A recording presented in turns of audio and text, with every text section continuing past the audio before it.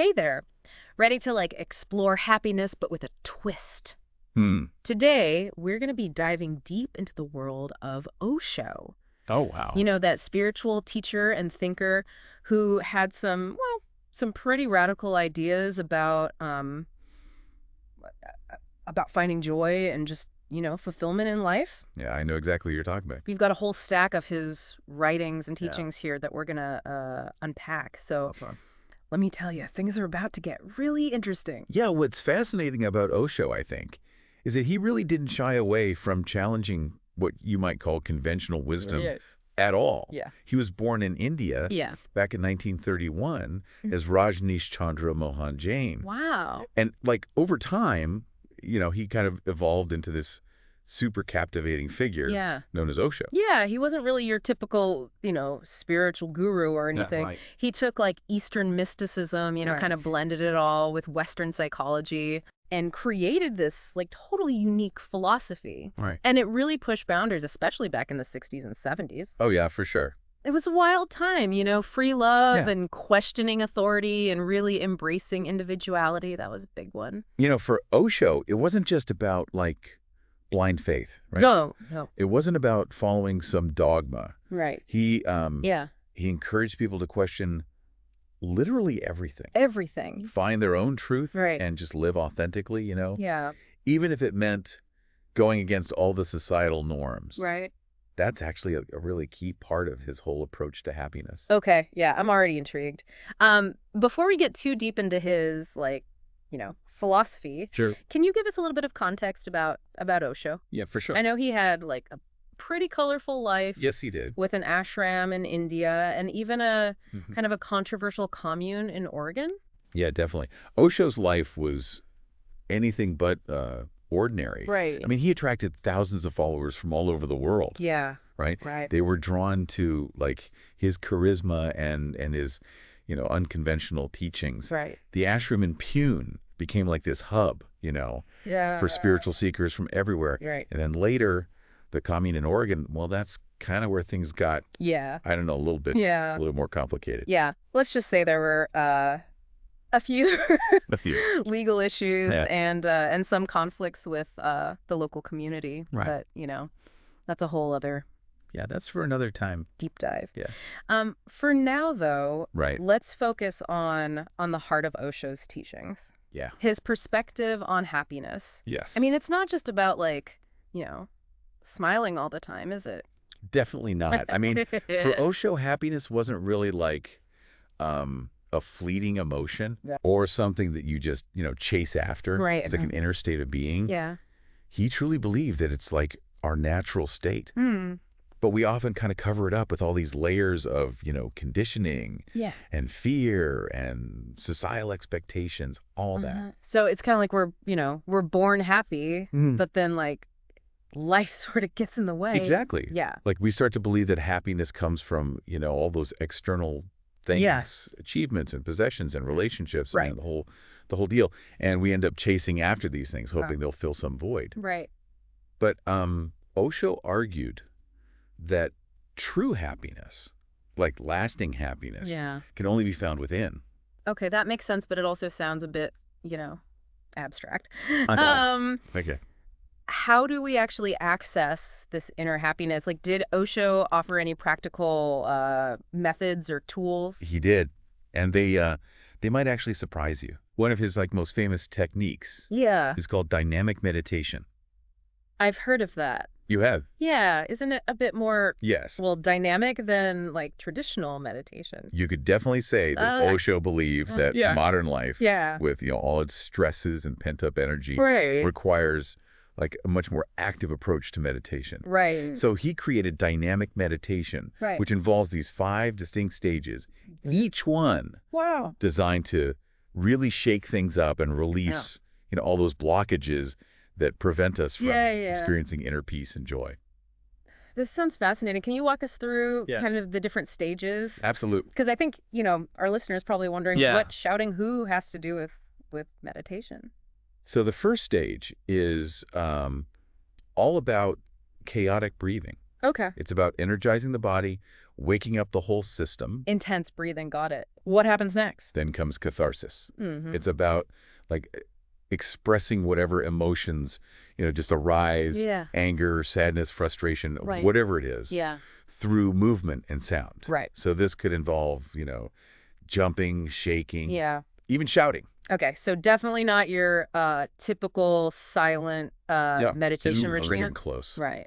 And that's just the beginning. Oh, wow. Stage 3 is actually where that famous Oh, the zhu sleep. comes in. Gotcha. It's about like releasing even more energy through, vocalization. Right. It can get, it can get pretty loud. Wow. Yeah, I'm starting to see why it's called dynamic meditation. Yeah, okay. What about the last two stages? Okay. Yeah. Do things like calm down a bit. Stage 4 is all about stillness. Mhm. So after all that, activity and everything, Right. you just suddenly stop.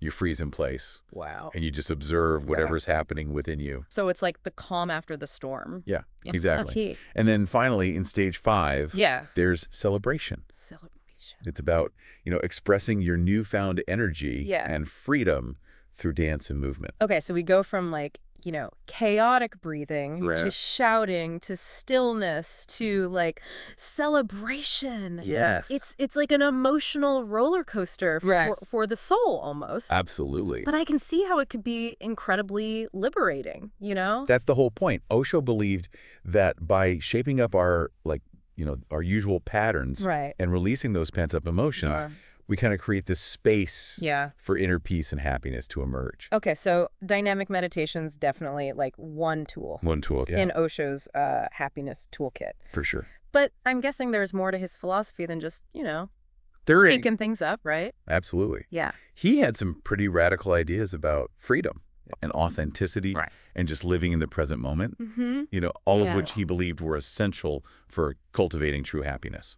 Okay. All right. Well, I'm ready to dive deeper. Great. I think we need to take a pause here. Okay. And let our listener absorb all this this fascinating information. Yeah, that sounds good. We'll be back in just a moment to unpack more of Osho's teachings. Stay tuned. Awesome. Looking forward to it. All right. We're back, ready to continue our deep dive into Osho's unique perspective on happiness. Yeah. We've already, kind of explored dynamic meditation. Yeah. But there's so much more to his teachings, right? Absolutely. I mean, his whole approach to happiness went way beyond any single technique or anything. Right. It was this whole philosophy centered on freedom, self-acceptance, and living authentically. Okay, those are some pretty big, concepts. Yeah, they are. Let's start with freedom. Okay. What did Osho actually mean by that? Yeah. And how did he see it as, essential for happiness? Well, he believed that true freedom, real freedom, comes from within. Okay. It's not about like your external circumstances or even having like a ton of choices or anything like that. It's about liberating yourself from the chains of your own mind. What kind of chains are we talking about here? Think about all the things that we tend to cling to. Yeah, right. Possessions, relationships, ideas, beliefs, right. Even our own identities. Right. Osho argued that this clinging, that's what creates suffering. Okay. Because it makes your happiness completely dependent on external factors that we can't always control. Right? Yeah, it's like we become attached to these things. Right, exactly. And then we're like, afraid of losing them. Yeah. Which ultimately keeps us from, experiencing true freedom and happiness, right? Precisely. Yeah.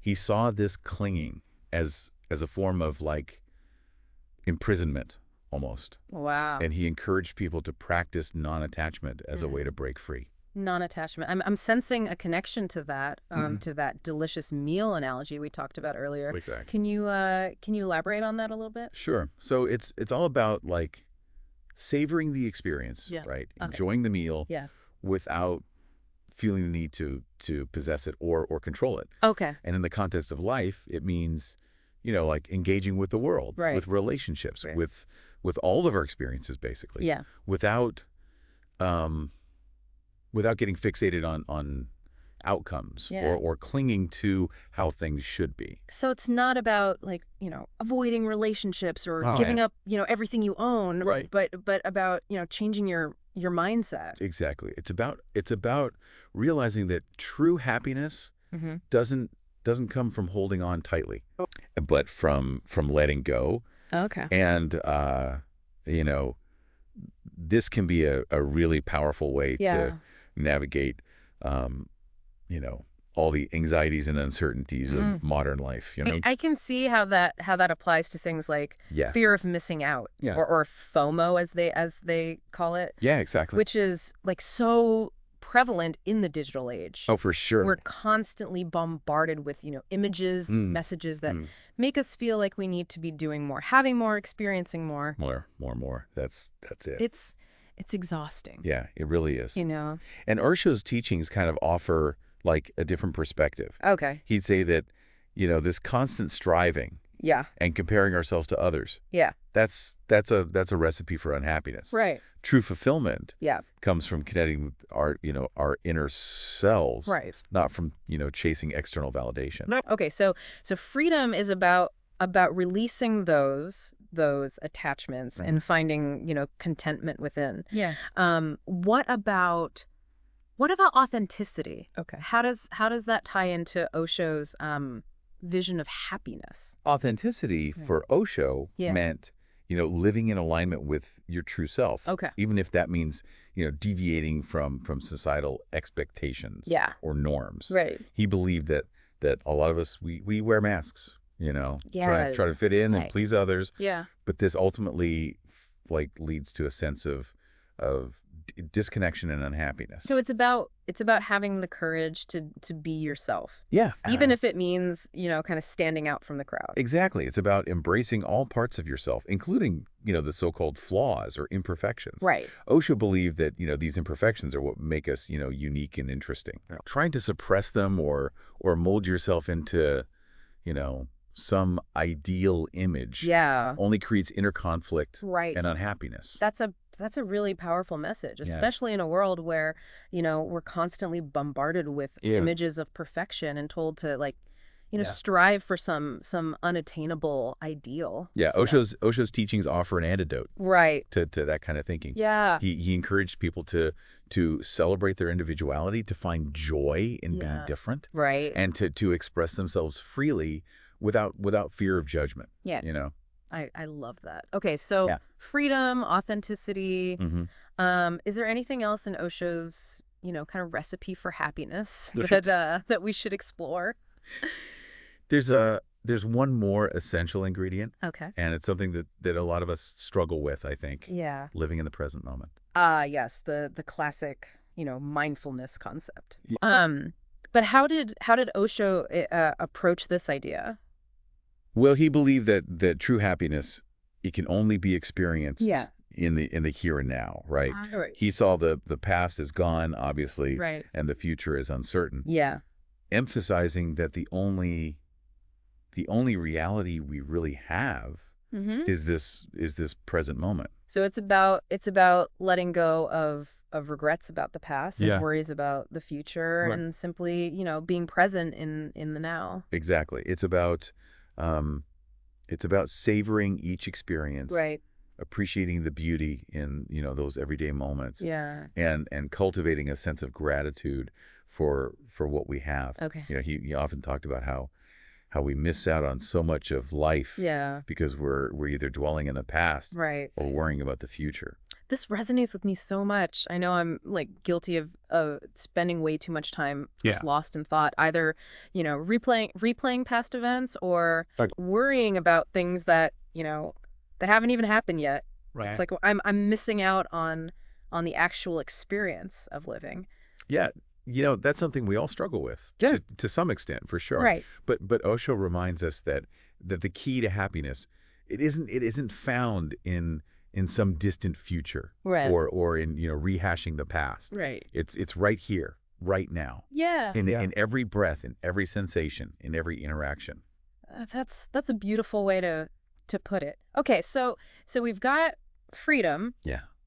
authenticity, and living in the present moment as kind of like these key pillars, of Osho's happiness philosophy. For sure. It's a lot to digest, but I'm starting to see how these concepts all kind of fit together to create a more, fulfilling and joyful way of being. Yeah, it's a holistic approach, really. And it definitely requires a shift in perspective, but the potential rewards they're immense. Before we move on, I'm curious about your personal experience with these ideas. Yeah. Have you found them helpful in your own life? Oh, absolutely. I've been studying Osho's teachings for many years now. Wow. And they've honestly had a profound impact on how I view the world and how I navigate, the ups and downs of life.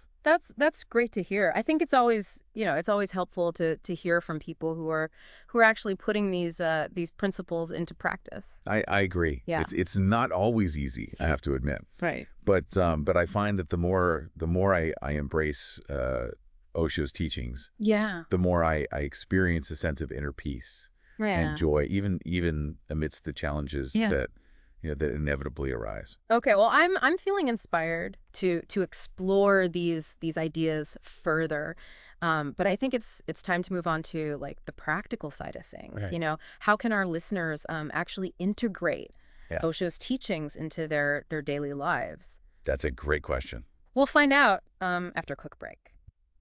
All right, so we're back for the final part of our deep dive into, Osho's world. Okay. We've explored his ideas about freedom, authenticity, and living in the present moment.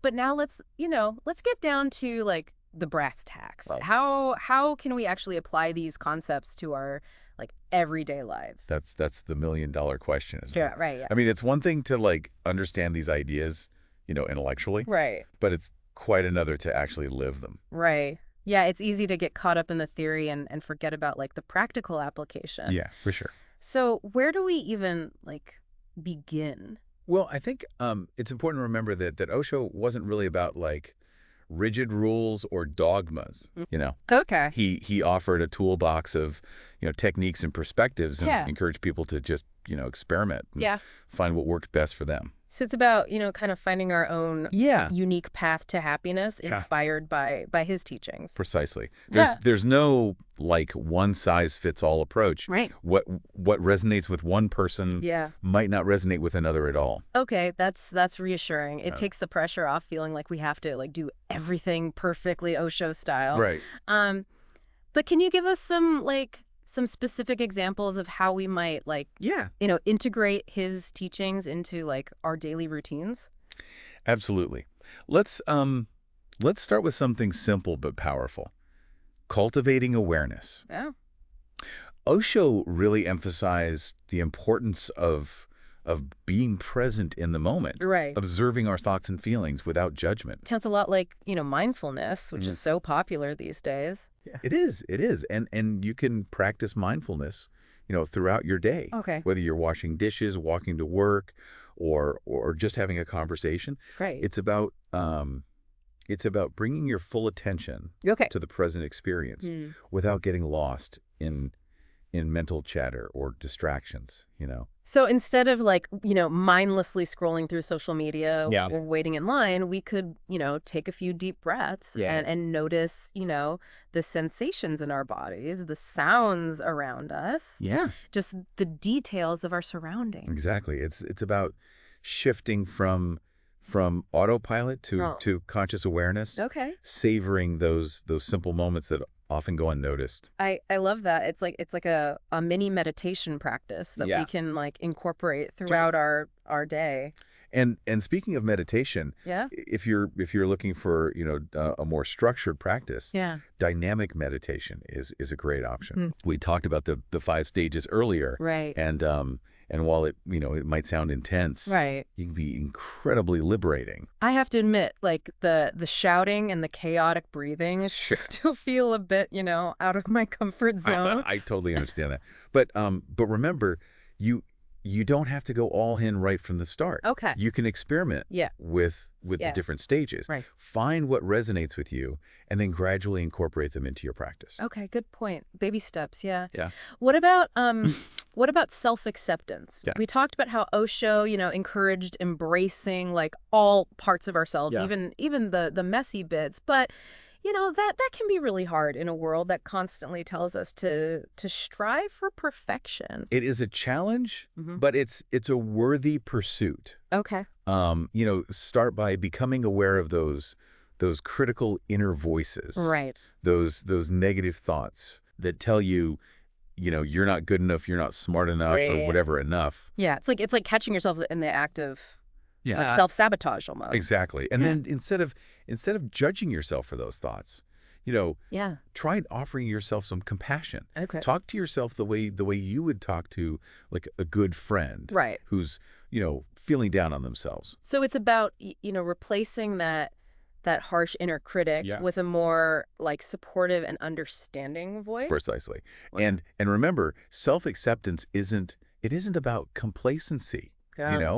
It's about creating a foundation of love and acceptance from which you can then, grow and evolve. I love that reframing. It's not about like settling for mediocrity, but about, acknowledging our imperfections as part of what makes us human. Exactly. And when we accept ourselves fully, we free up so much energy that we can then channel into creativity and growth and positive change. This is all making like so much sense. Awareness, meditation, self-acceptance. Yeah. Are there any other like practical tools from Osho's teachings? There is one that's particularly relevant in our fast-paced, hyper-connected world. Practicing non-attachment. Ah, yes. Yeah. The art of letting go. Right. But how do we do that in a world that constantly encourages us to like cling to things? It's a good question. Possessions, relationships, even our like online identities. It's not about like renouncing the world or becoming, detached from people or anything. It's about shifting our perspective. Right. It's about recognizing that true happiness, it doesn't come from, clinging to outcomes or trying to like control everything. Can you give us like a real world example of what that might look like? Okay, let's say you're working on a project that's really important to you, right? It's natural to want it to succeed, to put your heart and soul into it. Yeah. But clinging too tightly to like a specific outcome that can create like so much anxiety and stress. Yeah, because if things don't go exactly as planned, we feel like, like a failure. Yeah, exactly. So non-attachment in this context would mean, like giving your best effort, but also being open to the possibility that things might not, unfold exactly as you envisioned. So it's about accepting that we can't control everything and trusting that even if things don't go our way, there's still like something to be learned from the experience. Exactly. It's about, like surrendering to the flow of life, knowing that we can't always like predict or control the outcome. Right. But we can choose, how we respond to whatever challenges or surprises, come our way. This is such a powerful like concept. Yeah. And I think it applies to so many areas of life, It does. From our careers to our relationships to our own like personal growth. For sure. And the more we practice non-attachment, the more we free ourselves from the fear of failure. Right. And the need to like control everything, Yeah. And this in turn creates more space for joy and creativity and spontaneity. I love how Osho always emphasized that element of playfulness. Yeah, me too. It's like he's reminding us not to take ourselves too seriously. Totally. To find the joy in the journey, right? Absolutely. He believed that, laughter and playfulness are essential for well-being. Okay. He'd often say that life is a cosmic dance. Right. And we should embrace it with a sense of wonder and delight. That's such a beautiful image. Okay, so I think we've covered like a lot of ground in this deep dive. We have. We've explored Osho's, unique perspective on happiness, from his dynamic meditation techniques to, his philosophies of freedom, authenticity, and living in the present moment. That's a lot. Is there a final takeaway, sort of parting thought you'd like to leave our listener with? I think the most important thing to remember is that Osho's teachings aren't about like becoming someone else or following a set of rules or anything like that. Right. They're about discovering who you already are and living a life that's true to your authentic self. It's about finding your own version of happiness on your own terms. Exactly. And that journey of self-discovery, it's an ongoing process full of twists and turns and moments of joy and moments of, challenge. Right. But if you embrace it with an open heart and a playful spirit, who knows what you might discover. Beautifully said.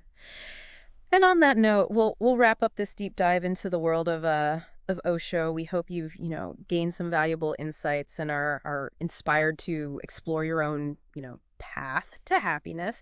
Until next time, keep diving deep and remember to embrace the joy in the journey.